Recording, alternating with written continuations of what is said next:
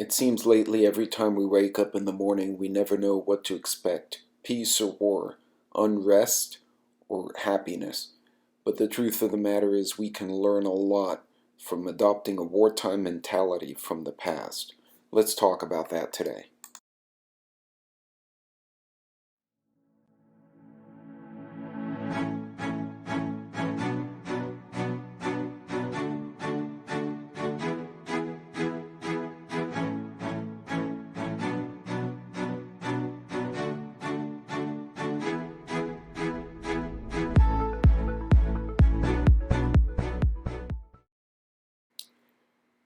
Despite the disruptions, the inflation, the supply chain issues, it feels as if every day people just continue to go about their business. They complain, they drive to and from work, and they largely ignore the larger problems that are looming around us. The problem is, things will get worse before they get better, and the majority of people don't realize this. They commute, they go to the park, they go around with an understanding that is limited by what they see on TV. In reality, things can be a lot worse, and things can escalate. They may not want to hear it, but that is the truth. We need to look at the geopolitical situation right now.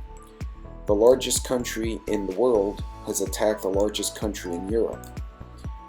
And even though it may seem far away, while the United Nations and the politicians debate and twiddle their thumbs, for the most part nothing has been accomplished. Both sides pour men, material, weapons, and gold, so to say, into their sides in the hopes of ending the war quickly. The war is not ending quickly. Despite what was expected, the war has now lasted nearly half a year. As we continue to watch the activity on the media, we need to come to the realization that such a situation can spread and make things much, much worse. People believe that watching the footage on the media means that it's far away from them. This couldn't be further from the truth. Let's look back in history at World War I.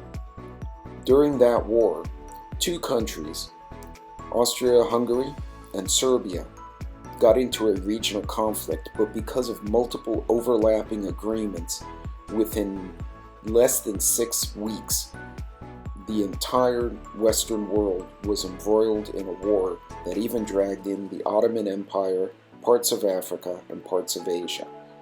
The war, known as the Great War, was supposed to end all wars, but instead it precipitated World War II. This is a great fear of mine, in that the future may be leading to something like this, where overlapping alliances, overlapping interests will result in an expansion. Although the elites and leaders may think that they have control over it and they can maneuver things to their interest, the truth of the matter is they can lose control of the entire situation, and at the end it will cost lives, fortunes, and possibly the homes and countries of many people. Remember, entire nations and territories were rewritten after World War I and World War II. Much like in the wars of the past, our current economy is interconnected. Regardless of what side you take in Ukraine or in the trade wars in Asia, inevitably anything will disrupt the supply chain. You will start seeing shortages, which we already have, massive cost increases, and to be honest, as of this point in 2022, we have yet to truly feel the effects on the global economy of Russia's oil being removed and the planting in Russia, Ukraine, and the adjacent countries not making it to market. On top of that, regional blockades, intercepting of goods in Iran, Russia, and in Southeast Asia are causing further disruptions. Unfortunately, folks, the ripple effect has not hit us yet. It will likely get worse before it gets better. As the supply chain shortages and the pricing effects start to hit the general public, we're going to see a further increase in depression, suicides, crime, theft, domestic violence, and a slew of other social issues that will affect everyone. There are things we can do, however. Instead of putting our head in our pillow, we can take action at our own level to make things better. Going back to the old trades, woodworking, hand tools, even basic electrical and plumbing repair can save you money and make yourself more self-reliant. Other than parts, if you can provide the skill, that's always valuable. Learning to garden can not only supplement what you buy in the stores, but it can be a valuable time to spend with your family and loved ones as you create a valuable product in your home. You can not only ensure that you are making product for your own table, you can ensure its freshness, a reliable source, and you can also, if you have surplus, bring it to the local farmers market as you see here. Many people would be very happy to trade or buy your product fresh from your farm.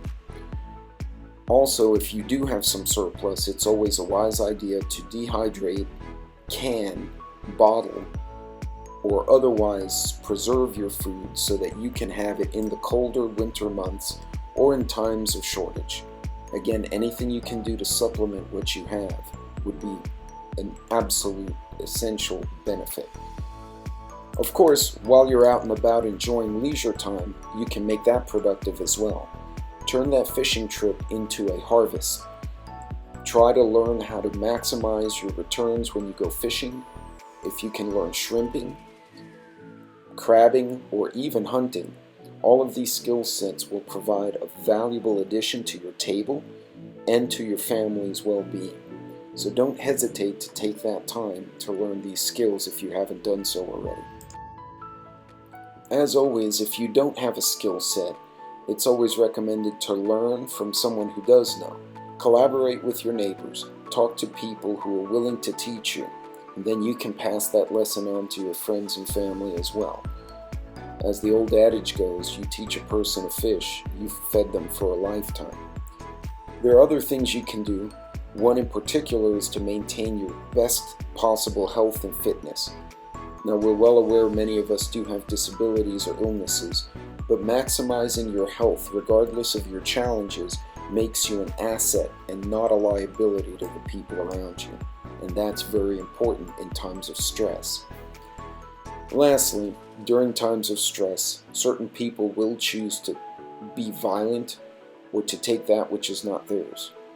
Whether or not you may agree with it, you may have to make the conscious decision to defend your loved ones and home and possessions from those who are not prepared or who have decided that they would take from others.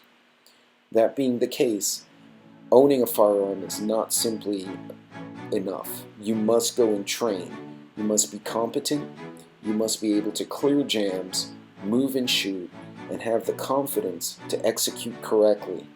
Because under stress, if you don't train, you will fail. And lastly, spend time with family and friends. Remember, this is who you're doing it for. Speak with your friends and family and try to share your plans. Collaborate with like-minded individuals and increase the size of your circle where you can. Remember, at the end of the day, it's about people taking care of themselves and the ones they love. That's why we do this. Until next time, guys, be safe, God bless, and I'll see you later.